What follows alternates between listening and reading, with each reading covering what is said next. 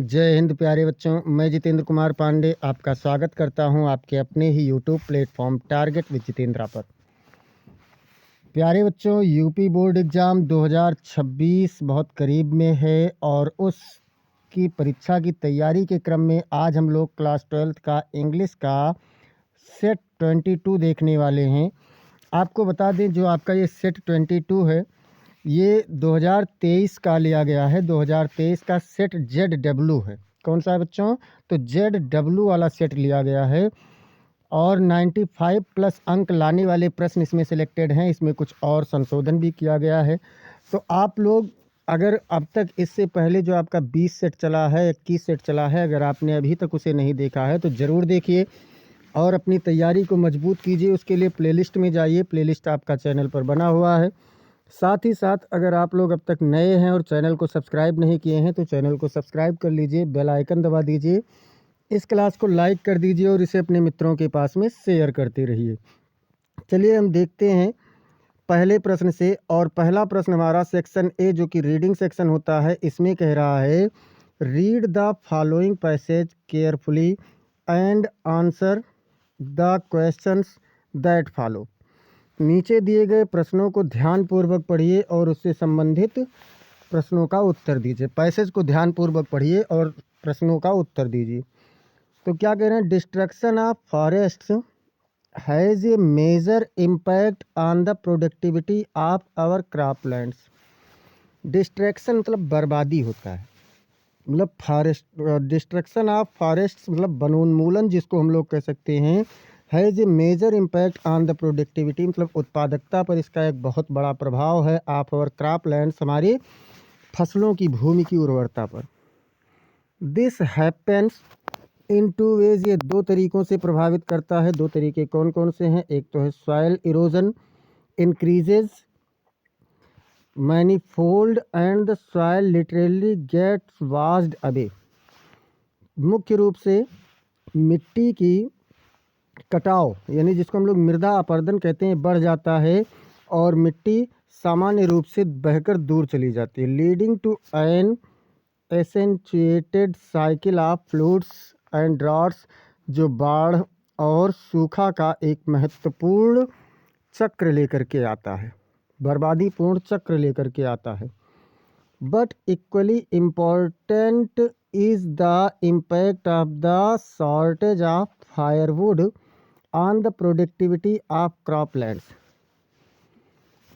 और साथ ही साथ इससे जो महत्वपूर्ण है कि ईंधन की लकड़ियों की कमी, ये भी उर्वरता पर मतलब फसलों की भूमि की उत्पादकता पर प्रभाव डालती है। व्हेन फायरवुड बिकम्स स्कैर्स, जब लकड़ी यानी कि जो ईंधन है वो कम होता जाता है, मुश्किल होता जाता है। People begin to burn cow dung, लोग गाय की गोबरों के यानी उपलों को जलाना शुरू कर देते हैं। क्रॉप वेस्ट और फसलों के जो अवशिष्ट होते हैं उन्हें जलाने लगते हैं। इन मेनी प्लेसेस, कई स्थानों में ऑफ आवर कंट्री हमारे देश के, cow dung and crop wastage are the major source of cooking energy. मतलब उपले और उपला जिसको हम लोग कंडा कहते हैं देहाती भाषा में, तो उपले और फसलों के अवशिष्ट पदार्थ भोजन पकाने के लिए ऊर्जा के प्रमुख स्रोत होते हैं। कॉन्सिक्वेंटली, परिणाम स्वरूप, every part of the plant gets used, पौधों का प्रत्येक हिस्सा प्रयोग में ले लिया जाता है। And nothing goes back to the soil, और मिट्टी में कुछ भी वापस नहीं जाता है।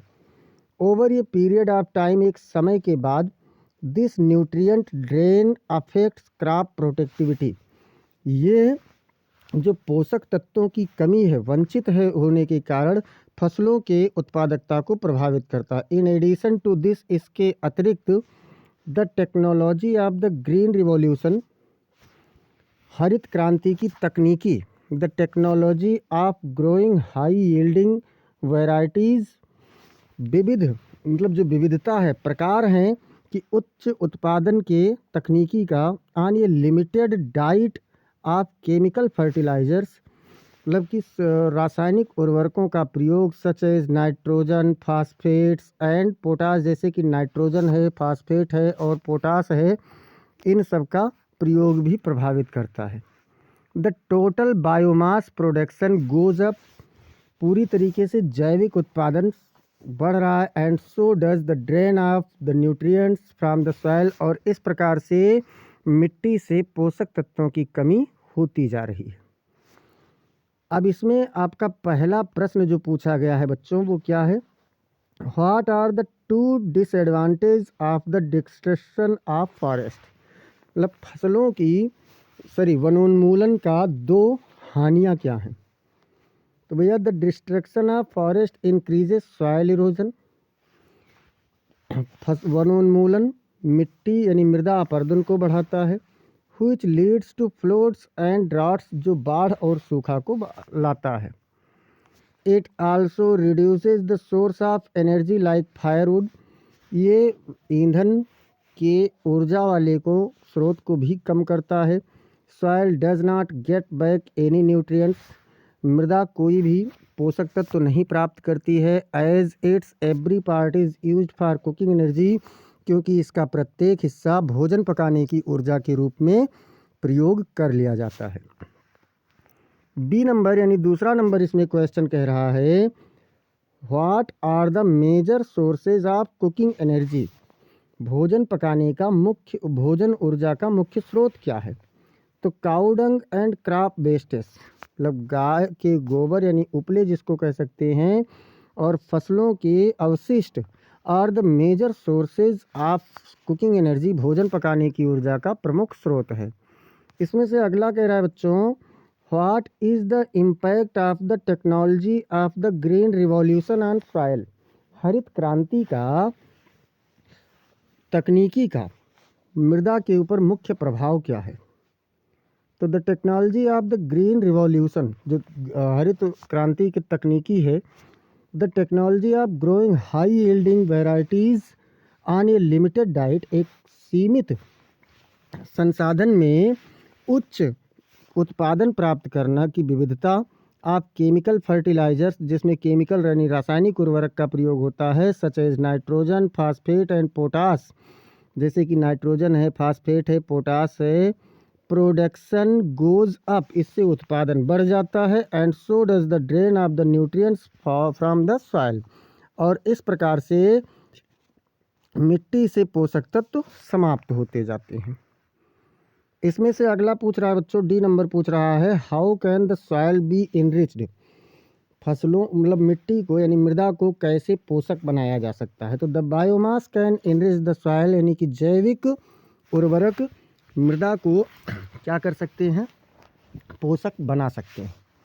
अगला इसमें से कह रहा है, which word in the passage means effect, passage में इफेक्ट का अर्थ कौन सा शब्द है, मतलब इफेक्ट का सिनोनिम क्या है? तो इम्पैक्ट है, दोनों का अर्थ होता है प्रभाव। इसमें से अगला आप लोगों से कह रहा है कि which word in the passage is opposite of minor, minor का अपोजिट, माइनर मतलब सूक्ष्म, इसका अपोजिट क्या है बच्चों? तो मेजर है। और पूछ रहे हैं, what does the phrase biomass mean in the passage, biomass का मीन क्या है, अर्थ क्या है पैसेज में? तो बायोफ्यूल है, जिसको जैव ईंधन कहते हैं। एक बार सभी लोग क्लास को ज़्यादा से ज़्यादा शेयर कर दीजिए, बहुत ही मज़ेदार क्लास होने वाली है, और इसको लाइक भी करते रहिए। चलते हैं हम लोग अगले पर, और अगला क्या कह रहा है? Section B. सेक्शन बी में आपका दूसरा क्वेश्चन यानी अगला क्वेश्चन कह रहा है, right an article on any one of the following topics in about 100 to 150 words, मतलब नीचे दिए गए विषय वस्तुओं में से किसी एक पर 100 से 150 शब्दों में निबंध लिखिए। क्या है? इंडिया एन एग्रीकल्चरल कंट्री है, यानी भारत एक कृषि प्रधान देश।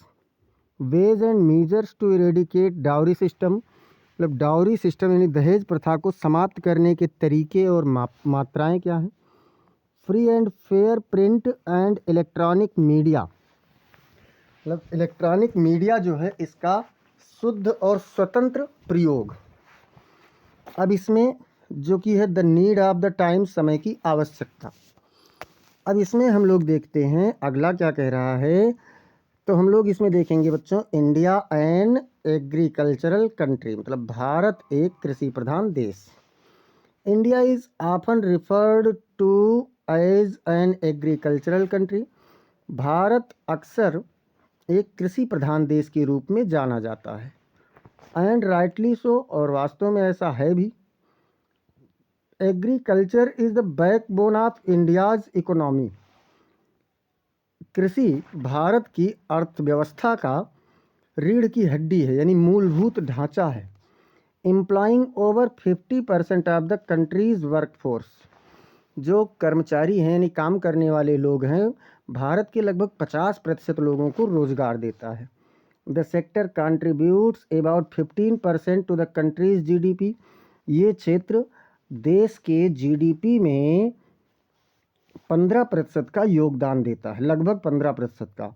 India's diverse climate and fertile soil. Bharat की विविध जलवायु और उपजाऊ मिट्टी make it an ideal place, इसे एक आदर्श स्थान बनाती है for growing a wide range of crops. विविध प्रकार के फसलों का उत्पादन करने के लिए इसे एक आदर्श स्थान भी बनाती है।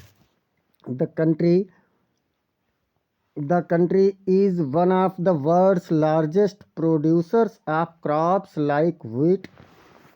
ये देश विश्व के सबसे बड़े फसल उत्पादक देशों में से एक है, जैसे कि गेहूँ, चावल, शुगर केन मतलब गन्ना, एंड कॉटन और कपास का। The green revolution of 1960s transformed India from a food deficit nation to a food surplus one. मतलब जहाँ इसने हरित क्रांति 1960 के दशक की हरित क्रांति ने भारत को भोजन वंचित से भोजन प्रदाता के रूप में परिवर्तित कर दिया। टुडे आज India is self sufficient in food production. Bharat भोजन यानी कि खाद्य उत्पादन में आत्मनिर्भर है। And is even exporting agricultural products, और कृषि उत्पाद को क्या करता है, निर्यात करने में भी सक्षम है। Agriculture in India is not just a source of livelihood. Bharat में कृषि केवल एक जीविका का स्रोत नहीं है, बट आल्सो ये वे ऑफ लाइफ, बल्कि जीवन का एक तरीका भी है। Rural communities are heavily dependent on agriculture. ग्रामीण समुदाय भारी रूप से कृषि पर निर्भर है। And it plays a significant role in shaping the country's culture and tradition. और ये देश की संस्कृति और परंपरा को बनाने में का निर्माण करने में एक महत्वपूर्ण भूमिका अदा करता है। However,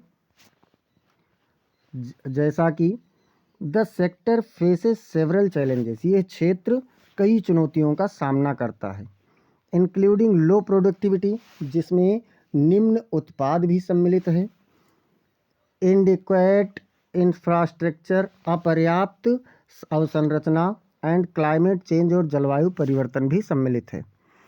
to address these issues, इन समस्याओं को ध्यान में रखते हुए the government has launched initiatives, सरकार ने कुछ पहल किया है, लाइक द प्रधानमंत्री फसल बीमा योजना, जैसे कि प्रधानमंत्री फसल बीमा योजना है, and the soil health card scheme, और मृदा स्वास्थ्य कार्ड योजना भी उसने शुरुआत किया है। डिस्पाइट दीज चैलेंजेस, इन चुनौतियों के बावजूद भी agriculture remains A whittle part of India's economy and identity. कृषि भारत के अर्थव्यवस्था और पहचान का एक महत्वपूर्ण हिस्सा बना हुआ है।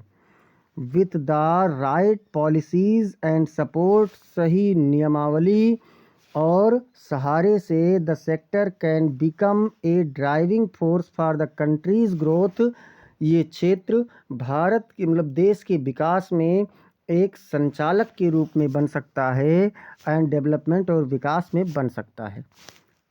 समरी अगर हम लोग देखें, यानी जिसको हम लोग निष्कर्ष बोलते हैं, कंक्लूजन बोलते हैं, तो India's agriculture sector is a crucial to its economy and employs millions. भारत की कृषि क्षेत्र अर्थशास्त्र में, इसके मतलब अर्थव्यवस्था में और लाखों लोगों को रोजगार देने में एक महत्वपूर्ण क्षेत्र है। व्हाइल इट फेसेस चैलेंजेस, जबकि ये चुनौतियों का भी सामना करता है। इनिशिएटिव्स आर अंडरवे, उस हिसाब से इसकी जो पहल हैं वो बहुत कम हैं। टू बूस्ट प्रोडक्टिविटी, मतलब उत्पादन को बढ़ाने के लिए, एंड सपोर्ट फार्मर्स, और किसानों का मदद करने के लिए। विद इट्स डाइवर्स क्लाइमेट, इसके विविध जलवायु, एंड फर्टाइल सॉइल, और उपजाऊ मृदा के साथ, India has the potential to become a global agricultural leader. भारत के पास एक वैश्विक कृषि नेतृत्व करने की क्षमता है। तो इसी के साथ में बच्चों देखिए, गेहूं की बाली और अपना तिरंगा भी है। हाँ, बस आप लोग एक बार इसको लाइक और शेयर करते रहिए। चलते हैं अगले प्रश्न पर और देखते हैं कि अगला प्रश्न क्या कह रहा है। तो अगला प्रश्न कह रहा है कि write a letter to the editor, write a letter to the editor of a national daily. आप किसी भी दैनिक समाचार पत्र के संपादक को एक पत्र लिखिए, expressing your concern against unfair practices in competitive examination, प्रतिस्पर्धी परीक्षाओं में होने वाली कमियों के बारे में अवगत कराते हुए। अथवा देखिए, उसको मैं कई बार करा चुका हूँ, 2 बार शायद हो चुका है, इसलिए आपको ये वाला करवाएंगे। Write a letter to the principal of your college, आप अपने कॉलेज के प्रधानाचार्य को एक पत्र लिखिए, प्रार्थना पत्र लिखिए, requesting him to arrange curricular activities at regular intervals, मतलब नियमित अंतरालों पर कुछ अतिरिक्त क्रियाकलापों को कराने का निवेदन करते हुए उनसे एक प्रार्थना पत्र लिखिए। तो चलिए लिख देते हैं। टू द प्रिंसिपल, मतलब सेवा में श्रीमान प्रधानाचार्य महोदय, Islamia inter college Bareilly. Sir, श्रीमान जी, अब देखिए सब्जेक्ट इसमें लिखना होगा। तो सब्जेक्ट में क्या है बच्चों? सब्जेक्ट में है requesting the principal to arrange the evening games, मतलब शाम की खेल की, जैसे शाम का खेल भी तो अतिरिक्त दिनचर्या है पाठचर्या से। Most respectfully I beg to say, अत्यधिक निवेदन के साथ मैं कहता हूँ, that most of the students of 12th B are eager to play football, कि कक्षा 12 बी के अधिकांश बच्चे फुटबॉल एंड हॉकी और हॉकी खेलने के लिए बहुत अधिक उत्सुक हैं। But there is no arrangement in the college, लेकिन कॉलेज में इसकी कोई भी व्यवस्था नहीं है। आई देयर फॉर रिक्वेस्ट, इसलिए मैं निवेदन करता हूँ, योर गुड सेल्फ, आपकी अच्छाइयों को ध्यान में रखते हुए, to make arrangement for regular evening games for practice, मतलब अभ्यास के लिए नियमित शाम के खेलों की व्यवस्था करने का मैं आपसे निवेदन करता हूँ। आई शैल बी हाईली ऑब्लाइज्ड, मैं बहुत आभारी रहूँगा। योर्स ओबीडेंटली, आपका आज्ञाकारी, यहाँ पर नाम नहीं लिखना है, क्लास लिख देना है, और इसके बाद में डेट आप परीक्षा वाली डालेंगे। अब चलते हैं अगले प्रश्न पर। अगला प्रश्न यहाँ से सेक्शन सी शुरू हो जाता है, ग्रामर का। और ग्रामर का क्या कह रहा है? Question number 4, choose the correct option to answer the following questions. नीचे दिए गए प्रश्नों का सही विकल्प चुनिए। उत्तर देने के लिए सही विकल्प का चयन कीजिए। जिसमें क्या कह रहा है बच्चों? 1 who does not believe in the existence of God is called, कोई भी जो भगवान के अस्तित्व में विश्वास नहीं करता है उसे क्या कहते हैं? थीस्ट कहेंगे, या डिवोटी कहेंगे, या फिर वर्शिपर कहेंगे, या एथीस्ट कहेंगे? तो थीस्ट का मतलब होता है आस्तिक। इसका मतलब क्या होता है बच्चों? आस्तिक होता है, यानी जो ईश्वर में विश्वास करने वाला हो। डिवोटी का मतलब होता है भक्त, और अगर हम बात करें वर्शिपर का तो इसका अर्थ होता है पुजारी, और एथीस्ट का मतलब होता है नास्तिक। और यही आपका सही उत्तर है। जो ईश्वर में विश्वास नहीं करता है उसे नास्तिक कहा जाता है। अगला कह रहा है the phrase net upon means. Net upon means क्या होता है? नेट नहीं, यहाँ पर सेट होना चाहिए, सेट अपॉन होना चाहिए। क्या होना चाहिए बच्चों? Set upon. तो सेट अपॉन का अर्थ क्या होगा? टू वर्क हार्ड, मतलब कठिन परिश्रम करना, या टू कॉन्डक्ट, मतलब कोई आचरण करना, या टू एडवाइज, मतलब कोई सुझाव देना, या फिर टू फॉलो सजेशंस मतलब सुझाव का अनुसरण करना। तो सही क्या होगा? टू फॉलो सजेशन मतलब किसी के अनुसार कार्य करना, सुझाव का पालन करना। तो आपका चौथा विकल्प सही उत्तर हो जाएगा। सी नंबर में कह रहा है कि the synonym of controversy is, controversy यानी कि विरोधाभास का समानार्थी क्या है? फाइट है, या फिर एग्रीमेंट है, या फिर डिस्प्यूट है, या फिर रिजोल्यूशन है। तो विरोधाभास में झगड़ा हो जाता है बच्चों, मारपीट वाली स्थिति नहीं आती है, लेकिन डिस्प्यूट इसका सही आंसर हो जाएगा। अगले में कह रहा है the antonym of better is, better क्या है? तो गुड का, बेटर क्या है? तो गुड का कंपैरेटिव डिग्री है। अब वर्स जो है या बैड है या वर्स्ट है या फिर गुड है, तो गुड तो होगा नहीं। वर्स्ट जो है ये सुपरलेटिव डिग्री है, बैड पॉजिटिव डिग्री है, और हमें कंपैरेटिव चाहिए तो वर्स हो जाएगा। आपका फर्स्ट ऑप्शन सही आंसर हो जाएगा। अगला कह रहा है Sardar Patel, Sardar Patel was one of the greatest man of India. Sardar Patel Bharat के महान व्यक्तियों में से एक थे। इसमें वाज, अब इसमें करना क्या है? Which word in the sentence is an error, इस वाक्य में कौन से शब्द में एक गलती है? वाज में गलती है, या फिर मैन में गलती है, या फिर ग्रेटेस्ट में गलती है, या फिर वन में गलती है। तो देखिए मैन नहीं यहाँ होना चाहिए, यहाँ क्या होना चाहिए? मैन होना चाहिए। महान व्यक्तियों में से एक थे, तो इसलिए आपका एरर कहाँ पर है? तो मैन में है। अगला चलते हैं बच्चों, और यहाँ से क्वेश्चन नंबर 5 शुरू होता है। एक बार सभी लोग जोरदार तरीके से इस क्लास को लाइक कर दीजिए और शेयर कर दीजिए। 5 ये कह रहा है change anyone of the following into indirect speech. आप किसी भी एक को इनडायरेक्ट स्पीच में बदलिए। जिसमें कह रहे हैं सीता सेड टू रीता, सीता ने रीता से कहा आर यू वेल, क्या तुम ठीक हो? तो देखिए यहाँ पर प्रश्न पूछा गया तो क्या करेंगे? सीता। अब सेड टू को इसमें प्रश्न है तो इसलिए यहाँ पर क्या करेंगे? आस्क्ड कर देंगे, रीता कर देंगे। हेल्पिंग वर्ब से शुरू है इसलिए कंजक्शन इफ़ या वेदर लगाएंगे, तो इफ़ लगा लिए। यू की चेंजिंग होगी रीता से, तो क्या हो जाएगा? सी हो जाएगा। आर बदल जाएगा वाज में, क्योंकि ये आपका पास्ट टेंस में है, तो was well. Sita asked Rita if she was well. अगला कह रहा है the shopkeeper said to me, दुकानदार ने मुझसे कहा do not stand in front of my shop, मेरी दुकान के सामने मत खड़े हो। तो क्या करेंगे बच्चों? द शॉपकीपर मतलब दुकानदार ने मेरे दुकान के सामने मत खड़े हो, ये आपका है इम्परेटिव सेंटेंस में और मना कर रहा है। तो द शॉपकीपर फॉरवेड मी, दुकानदार ने मुझे मना किया to stand in front of this his shop, अपनी दुकान के सामने खड़े होने से। दुकानदार ने मुझे अपनी दुकान के सामने खड़े होने से मना किया। अगला कह रहा है combine any one of the following as directed, आप निर्देश के अनुसार किसी एक को जोड़िए। My friend is not intelligent, मेरा मित्र बुद्धिमान नहीं है। My friend is not diligent, मेरा मित्र परिश्रमी नहीं है। इनटू कंपाउंड सेंटेंस इसे किस में बदलना है? तो कंपाउंड सेंटेंस में बदलना है। तो क्या करेंगे? माई फ्रेंड इज़ नाइदर इंटेलिजेंट नार ही इज़ डिलीजेंट, मेरा मित्र ना तो बुद्धिमान है ना ही वह परिश्रमी है।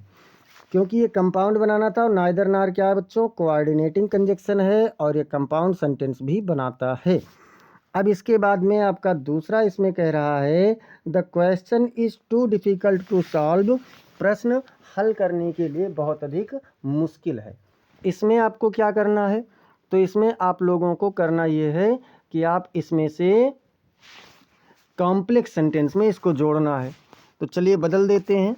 दिस क्वेश्चन इज, दिस नहीं द होना चाहिए, the question is so difficult, मतलब प्रश्न इतना अधिक मुश्किल है that one can not solve, कि कोई भी एक इसे हल नहीं कर सकता, मतलब कोई भी इसे हल नहीं कर सकता है। अगला क्या कह रहा है? अगले में कह रहा है कि change any one of the following as directed, नीचे दिए गए किसी भी एक को आप निर्देश के अनुसार बदल दीजिए। तो चलिए देखते हैं कि क्या है भैया। कह रहा है she did not help the poor man, उसने गरीब व्यक्ति की मदद नहीं किया। अब इसमें कह रहा है इनटू पैसिव वॉइस, इसको पैसिव वॉइस में बदलना है। तो देखिए द पुअर मैन क्या है?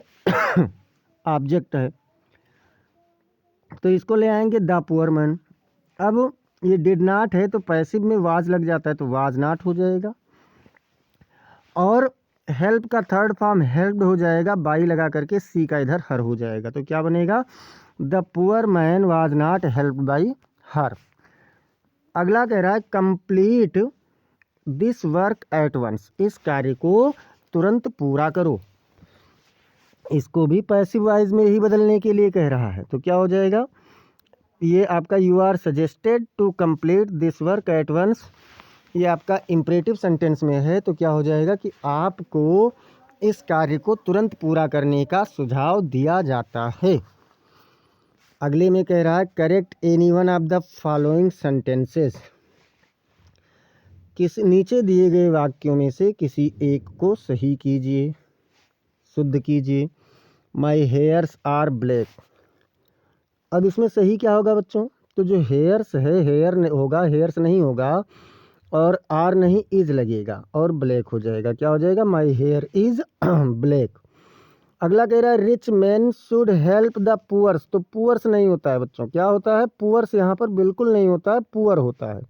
Rich man should help the poor, और ये आपका हो जाएगा सही, क्योंकि यहाँ पर एडजेक्टिव देखिए, पुअर्स जो है इसको नाउन के रूप में, एडजेक्टिव को नाउन के रूप में किया गया है, तो पुअर और पुअर से दोनों आपका क्या होता है, नाउन होता है, और पुअर्स नहीं लगता है, पुअर ही लगता है। पुअर नाउन और एडजेक्टिव दोनों होता है। अगले में कह रहा है use any one of the following pairs of words in your own sentences to make the difference in their meaning clear, मतलब नीचे दिए गए किसी भी एक जोड़े को अपने शब्दों में अर्थ स्पष्ट करते हुए वाक्य प्रयोग कीजिए।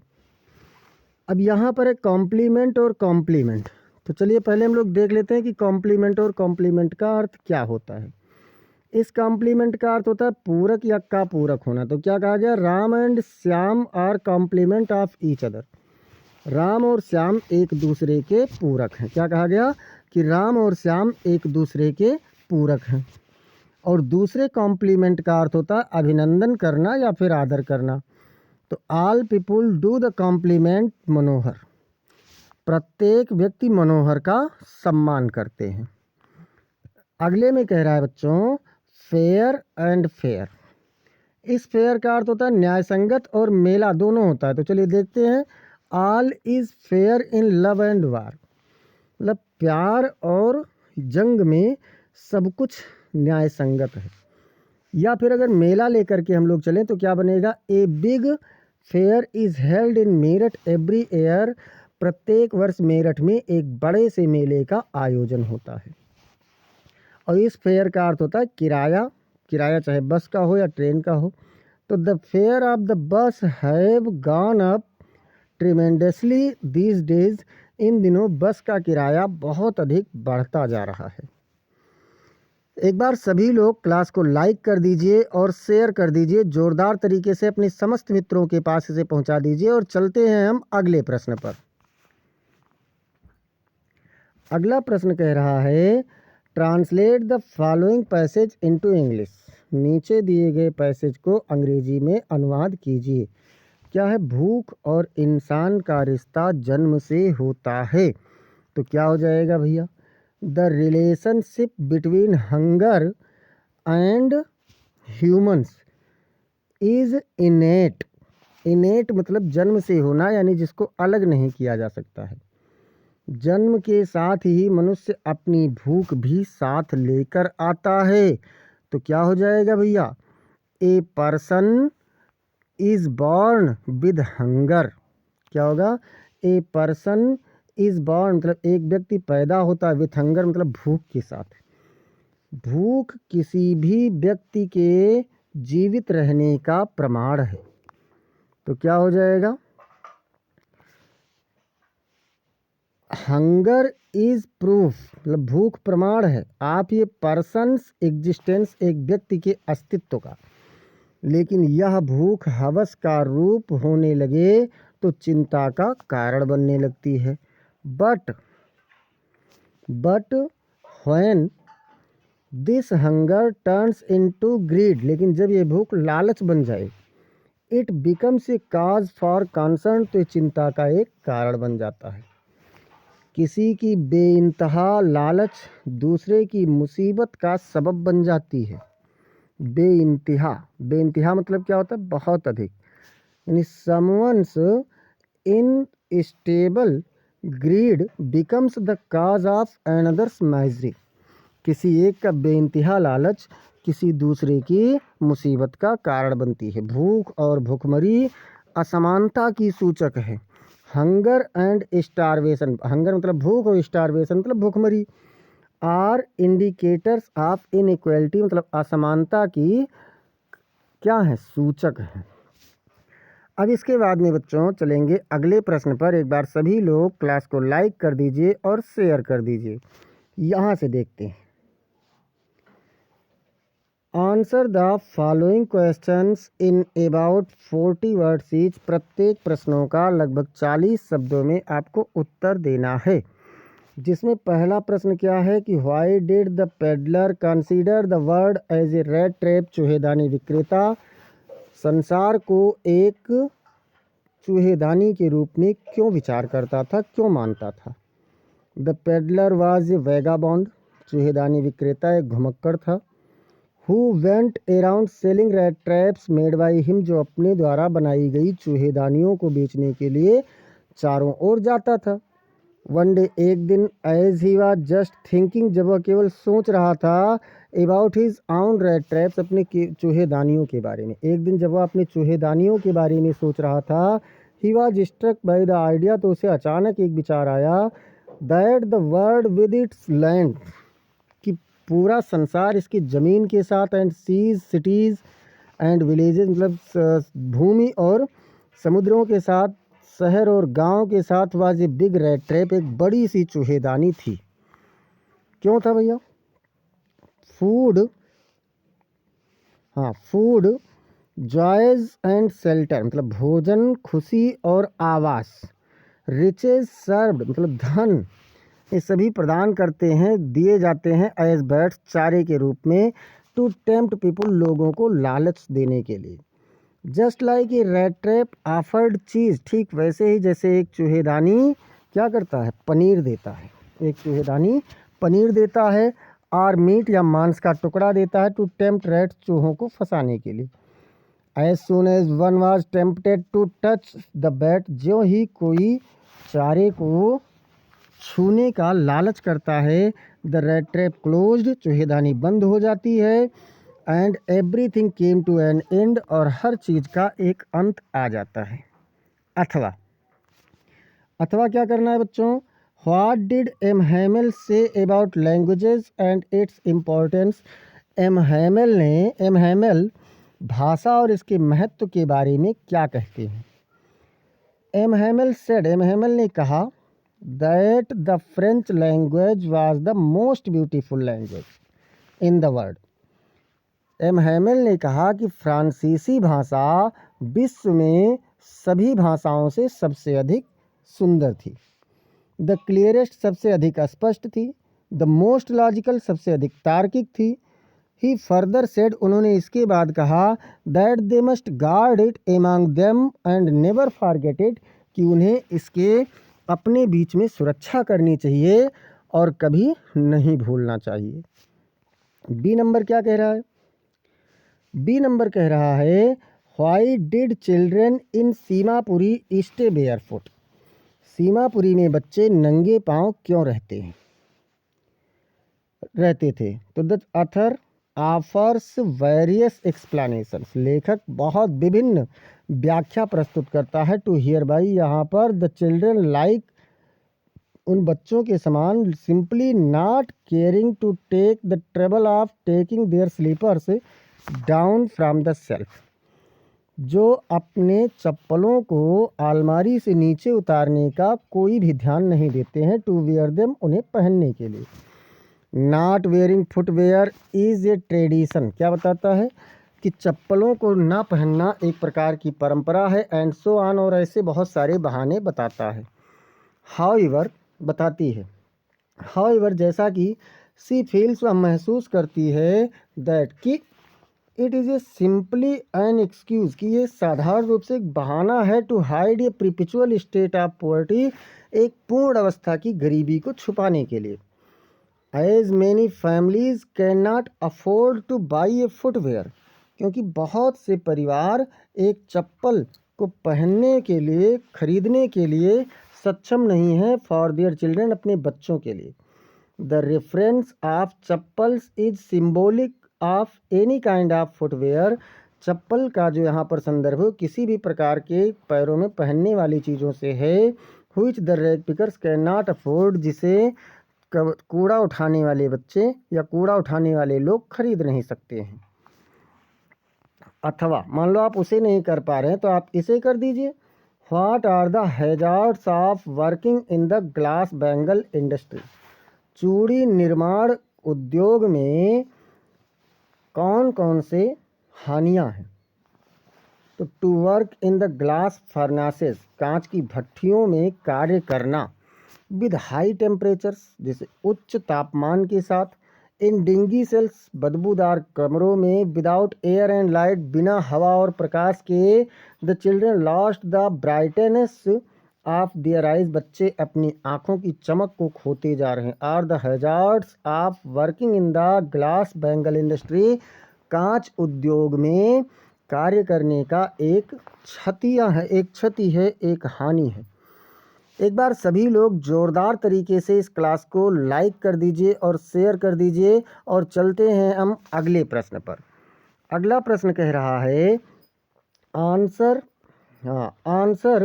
Any one of the following in about 80 words, किसी भी एक प्रश्न का उत्तर आप लगभग 80 शब्दों में दे दीजिए। How did Douglas succeed in overcoming his fear of water, Douglas अपने पानी के भय को जीतने में सफल कैसे हुए। तो चलिए भैया देखते हैं कैसे सफल हुए थे। Douglas was a person, Douglas एक व्यक्ति था, who unfortunately faced an unwanted and unexpected situation, जो कभी भी मतलब जो एक अनचाहे अप्रत्याशित स्थिति में दुर्भाग्यवश पड़ जाता है। इन हिज चाइल्डहुड डेज, अपने बचपन के दिनों में। Two incidents of his childhood, उसके बचपन की 2 घटनाएं, विद द वाटर, पानी के साथ, हुई मेड हिम स्केर्ड, जो उसे कमज़ोर बना देती हैं।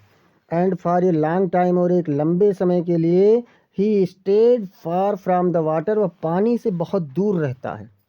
लेटर, बाद में, बाय द इनर इंस्पायरेशन, अपनी आंतरिक प्रेरणा के द्वारा, एंड अट्रैक्शन टुवार्ड्स वाटर, और पानी की ओर आकर्षण के द्वारा, compelled him to go close to the water again, उसे दोबारा पानी के पास जाने के लिए मजबूर कर देती है। एंड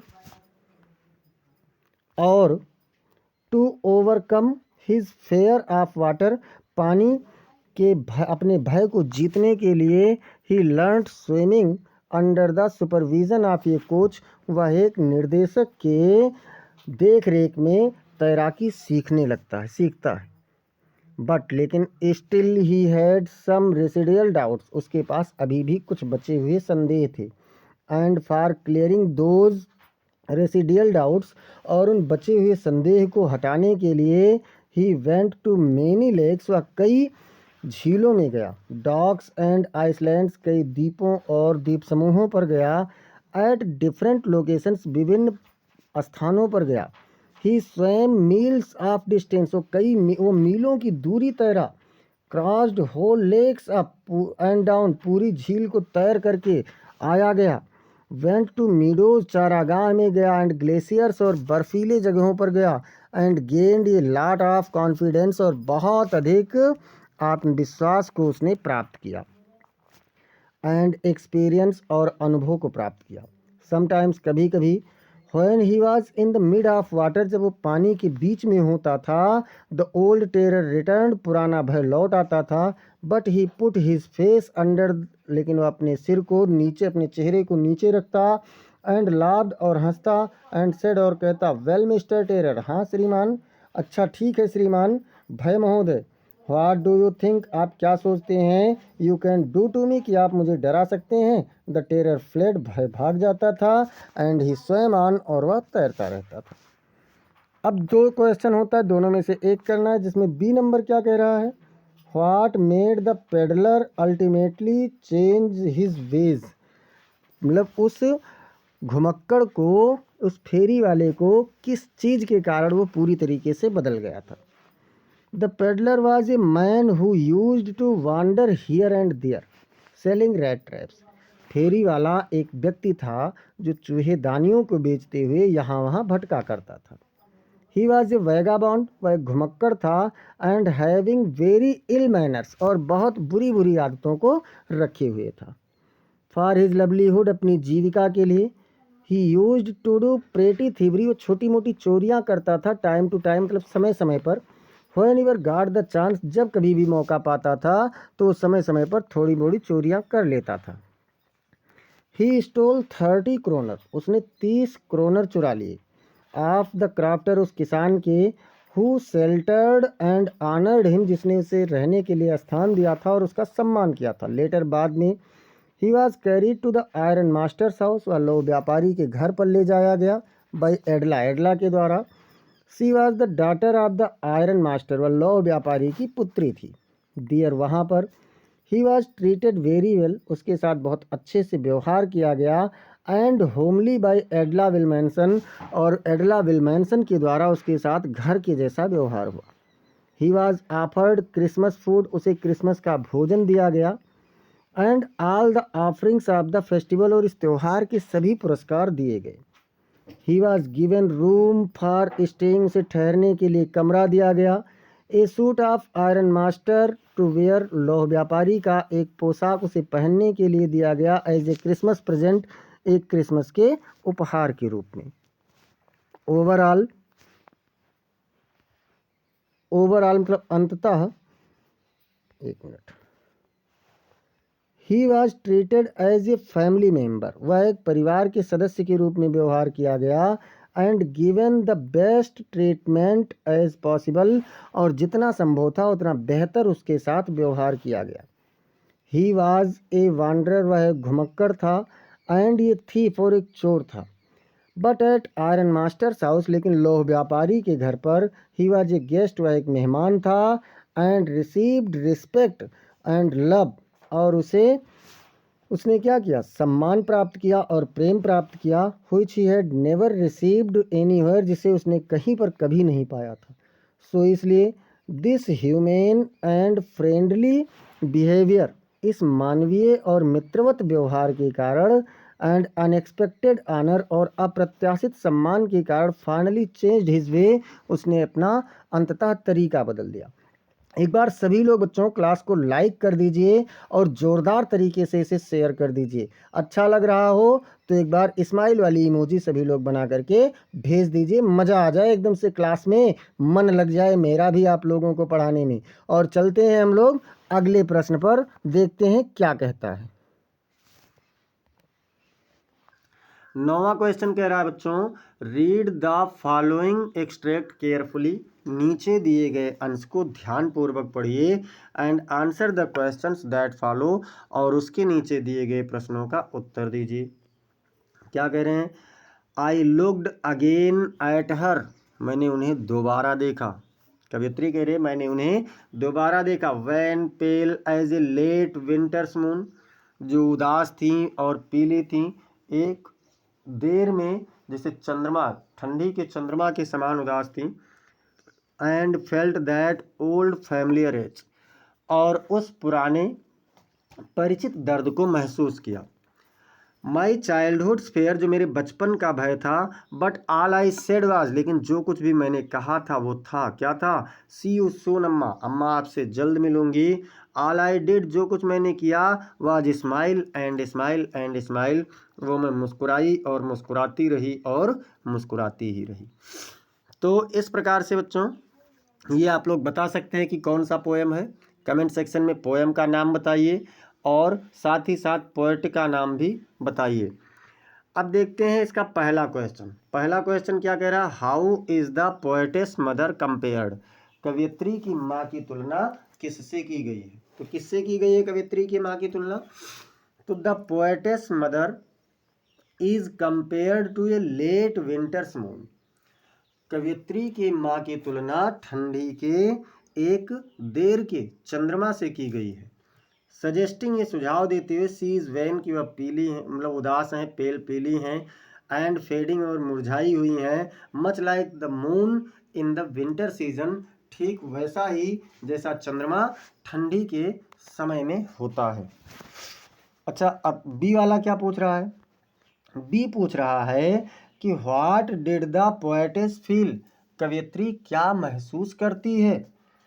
तो भैया आंसर में देखते हैं, the poetess felt a familiar ache, कवियत्री एक परिचित दर्द को महसूस करती है, ए चाइल्डहुड फेयर, एक बचपन का भय, likely the fare of losing her mother, ठीक वैसा ही जिससे अपनी माँ को खोने का भय उसे होता है।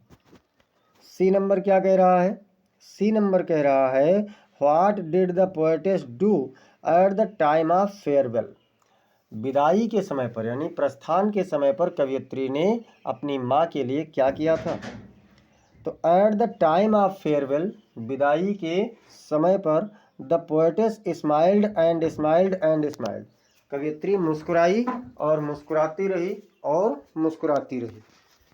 Trying to hide her true emotion, अपने सच्चे भावों को छुपाने का प्रयास करते हुए, and put up a brave face, और एक बहादुर चेहरा बनाए रखा। सेइंग, कहते हुए, सी यू सून अम्मा, अम्मा आपसे को जल्द ही देखूंगी या अम्मा आपसे जल्द ही मिलूंगी, ऐसा। The central idea of anyone of the following poems, किसी एक कविता का आपको केंद्रीय भाव लिखना है। तो चलिए लिख देते हैं केंद्रीय भाव। ए थिंग ऑफ ब्यूटी है, माई मदर एट 66 है, ए रोड साइड स्टैंड है। इस तीनों में से किसी एक का करना है। तो हम लोग देखते हैं ए रोड साइड स्टैंड का, रॉबर्ट फ्रॉस्ट की कविता है। The poem depicts the quite depression of A rural family running A makeshift road side stall, मतलब ये कविता एक ग्रामीण परिवार की निराशाओं पर निर्भर है, जो क्या करते हैं, सड़क के किनारे अस्थायी दुकानें लगाते हैं, hoping for a modest sale from passing city travellers, जो शहर के गुजरने वाले यात्रियों से एक प्रकार की आशा करते हैं कि उन्हें कुछ बिक्री हो जाएगी। दियर एर्नेस्ट हम्बल एस्पायरेशंस, उनके जो विनम्र प्रयास हैं, क्लैशेस विथ द इनडिफरेंस, भिन्न भिन्न वस्तुओं के, आर समटाइम्स सेल्फिश ग्रीड, या कभी कभी उनकी स्वार्थ की लालच हो जाती है, ऑफ द पासिंग मोटरिस्ट्स, जो गुजरने वाले मोटर वाले हैं उनके प्रति। Highlighting the widening gap between rural poverty and urban prosperity, जो ग्रामीण गरीबी और शहरी संपन्नता के बीच में भेद को दर्शाती है। फ्रोस्ट अंडरस्कोर्स द सारो, रॉबर्ट फ्रोस्ट इसमें दुख को दबाते हैं, डिसअपॉइंटमेंट निराशा को, एंड लॉस ऑफ डिग्निटी और स्वाभिमान की हानि को, फेल्ट बाय द ऑनर्स, जो उन मालिकों के द्वारा, दुकानदारों के द्वारा महसूस किए जाते हैं। व्हाइल आल्सो क्रिटिक्वाइंग द कॉलसनेस ऑफ ये सोसाइटी, जबकि एक ऐसे समाज की, समुदाय की आलोचना भी करते हैं, that ignores genuine human need, जो मनुष्य की एक आधारभूत आवश्यकताओं को उपेक्षित करता है। It is a poignant commentary on economic disparity, ये सामाजिक यानी आर्थिक भिन्नता पर एक कथन है। अनफुलफिल्ड होप्स, कभी ना पूरी होने वाली आशाओं के प्रति, and the fading traditional way of life, और पारंपरिक जीवन के मुरझाते हुए तौर तरीकों पर। क्वेश्चन नंबर 11 कह रहा है, answer the following questions in about 40 words each, मतलब नीचे दिए गए प्रश्नों का आप लगभग 40 शब्दों में उत्तर दीजिए। तो चलिए भैया देख लेते हैं। ए नंबर क्या कह रहा है, हु वाज हैना, हैना कौन थी, और हाउ डिड सी मीट सदाओ, व सदाओ को कैसे मिली। हना was the wife of doctor Sadao hockey, इस जापानी सर्जन, हना डॉक्टर सदाओ हाकी एक जापानी सर्जन की पत्नी थी। She met Sadao in America, वह अमेरिका में सदाओ को मिली, specially at a get together arranged by an American professor, at his home, विशेष रूप से एक अमेरिकी प्रोफेसर यानी प्रवक्ता के घर पर जो अपने फॉरेन स्टूडेंट्स विदेशी छात्रों को इकट्ठा करना चाहता था, उसके उस कार्यक्रम में वह उन्हें मिली थी। अब देखते हैं बच्चों, इसमें अथवा भी है। अथवा, what will Maharaj do to find the required number of tigers to kill. Maharaj 100 मतलब जो उनके आवश्यक संख्या थी बाघों को मारने की, उसके लिए वे क्या करेंगे। तो the Maharaj determined to kill ये 100 टाइगर्स, महाराज ने 100 बाघों को मारने का निर्णय लिया था। Took drastic measures to achieve his goal, और अपने इस लक्ष्य को पूरा करने के लिए साहसपूर्ण उन्होंने कार्य किए थे। He banned tiger hunting in the state, उन्होंने राज्य में बाघों के शिकार पर प्रतिबंध लगा दिया। Allowing only himself to hunt tigers, ये बताते हुए कि वे केवल स्वयं बाघ को मारेंगे। दिस इंश्योर्ड, ये विश्वास दिलाता है that he had exclusive access to the tiger population, कि बाघों की जनसंख्या पर उनका एकाधिकार था। Increasing his chances of reaching his target, जिससे अगर वो अपनी जनसंख्या को बढ़ाते बाघ, तो वो अपने उस लक्ष्य को पूरा करने के अवसर ज़्यादा तीव्र गति से बढ़ जाता। अब देखते हैं बच्चों, इसका बी नंबर क्या कह रहा है।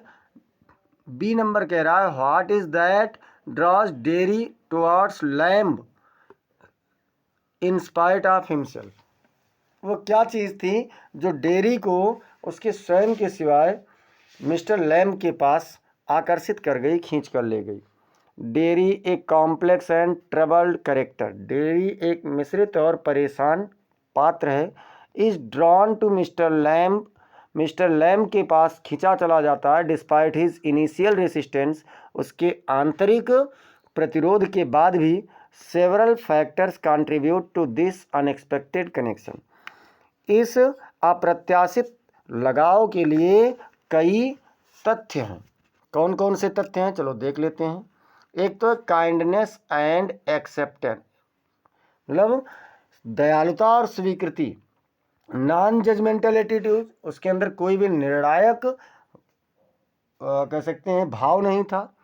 शेयर्ड एक्सपीरियंसेस ऑफ पेन, अपने दर्द के अनुभव को साझा करना।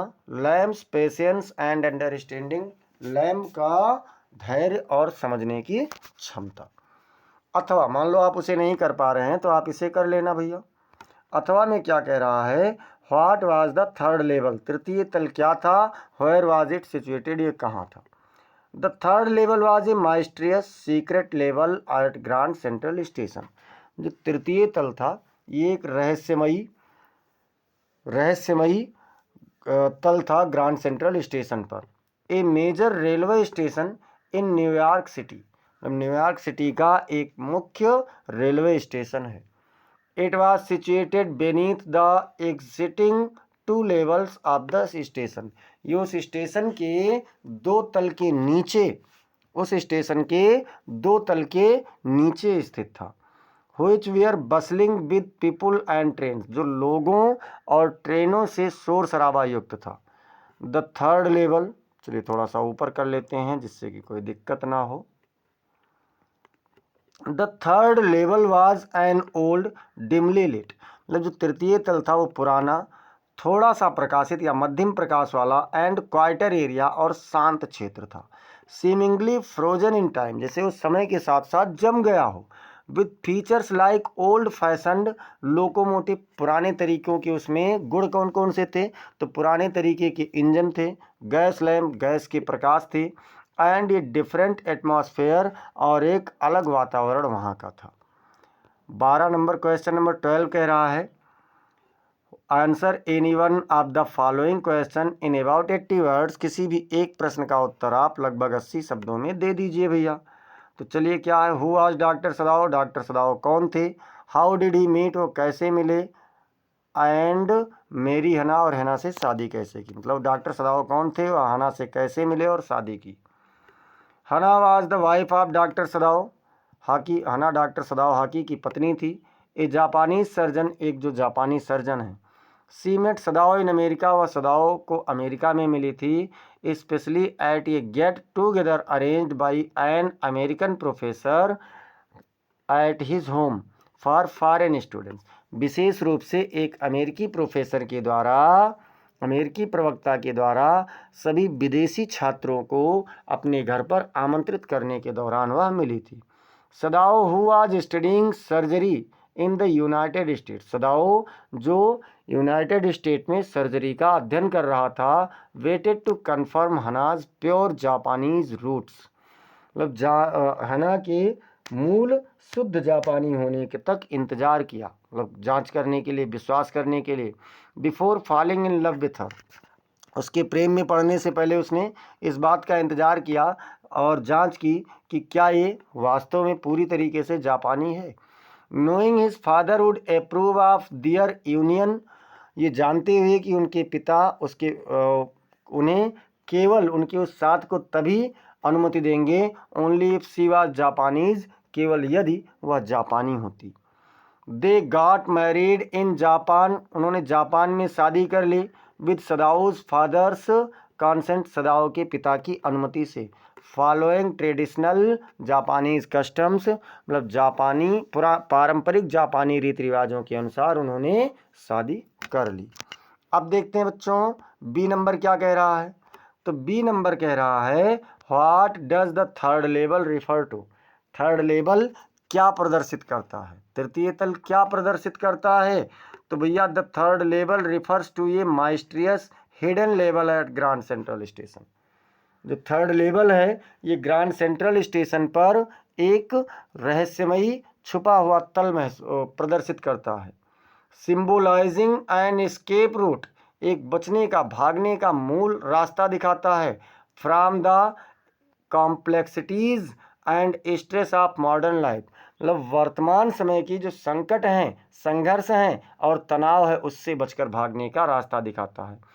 It is a gateway to the past, ये अतीत के लिए एक मार्ग है। स्पेसिफिकली टू गैलिसबर्ग, विशेष रूप से गैलिसबर्ग इलिनॉइस का इन 1894 1894 में। Representing a simpler more peaceful era, जो एक अधिक साधारण और अधिक शांतिपूर्ण युग का प्रदर्शित करता है। The third level serves as metaphor for, ये मतलब जो रूपक के रूप में लिया गया, क्या क्या है, एस्केप मतलब भागना। A means to flee the pressure of contemporary life, मतलब वर्तमान जीवन के दबावों से भाग जाना। नोस्टाल्जिया, मतलब ए लॉन्गिंग फॉर ये बाईगॉन इरा, एक बीते हुए क्षेत्र में, यानी काल्पनिकता, बीते हुए क्षेत्र में पुनः रहना। परसीव्ड एज मोर आइडियलिक, मतलब जो बहुत अधिक आपके विचारों में विद्यमान रहता है। इमेजिनेशन मतलब कल्पना। A product of Charlie's imagination, Charlie के कल्पना का एक क्या है, चार्ली के कल्पना का एक उत्पादन।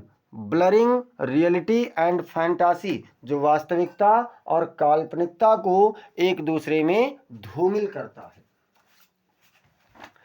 द इनिग्मेटिक लेवल स्पार्क्स क्यूरियोसिटी, ये जो एक मतलब तात्कालिक तल है, या कह सकते हैं मतलब जिसका हम लोग कुछ नहीं कर सकते हैं, यानी बिना किसी सोच के उत्सुकता। Inviting exploration of its symbolism, इसके प्रतीक के विस्तार को दर्शाती है। And significance in the story, और इस कहानी में क्या करती है, इस कहानी में उसके महत्व को दर्शाती है। तो बच्चों आप लोग निरंतर अंत तक जुड़े रहते हैं, इसके लिए बहुत बहुत धन्यवाद। और एक चीज़ मान लीजिए, सफलता एक दिन में नहीं, लेकिन एक दिन जरूर मिलती है। कहा भी जाता है कि जीत की खातिर जुनून होना चाहिए, खौलता उबलता खून होना चाहिए। ये आसमां भी आ जाएगा ज़मीन पर, बस इरादों में जीत की गूंज होनी चाहिए। तो बच्चों, अपने इरादों में जीत की गूंज को बनाए रखिए, जुनून को बनाए रखिए और उस जुनून के अकॉर्डिंग आप परिश्रम करते रहिए। यकीन मानिए आप बिल्कुल सफल होंगे, 100% आप बढ़िया करेंगे पेपर में और आपका दावा है 95% प्लस आप लोग लेकर के आ सकते हैं अगर आप ज़बरदस्त मेहनत करते रहते हैं तो। चलिए, अगर आप लोग अब तक चैनल को सब्सक्राइब नहीं किए हैं तो चैनल को सब्सक्राइब जरूर कर लीजिए, साथ ही साथ बेल आइकन दबाना ना भूलिए। क्लास को आप लोग लाइक कर दीजिए, इसे अपने मित्रों के पास में शेयर करते रहिए और कमेंट सेक्शन में अपने सुझाव ज़रूर प्रेषित करते रहें, क्योंकि आपका सुझाव ही मुझे आगे बढ़ाने में मेरी मदद करता है। मिलते हैं फिर अगली क्लास में, तब तक के लिए जय हिंद, जय भारत।